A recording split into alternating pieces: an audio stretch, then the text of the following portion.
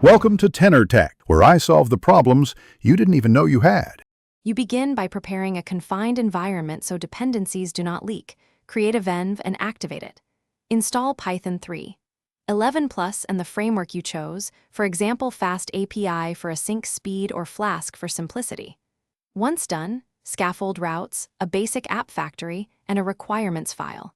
Make sure to initialize Git now and commit your working scaffold. This saves time and gives you a rollback point. You will iterate from this reproducible baseline. You now implement the core. Define your endpoints and data contracts, because clear contracts prevent rework. Connect an ORM like SQL Alchemy and create migrations with Alembic so schema changes are versioned. Once data is reliable, add caching with Redis and background processing via Celery or RQ to keep requests fast.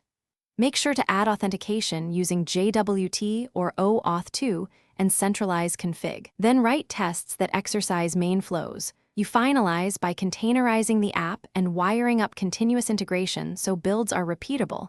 Push images to a registry and deploy with health checks. Once live, add structured logging, metrics, and alerts so you know when performance slips. Run load tests and configure graceful shutdowns to avoid losing requests. If something breaks, check the app logs and trace the request path. Correlate request ID across services to isolate the failing component quickly, then roll back if needed.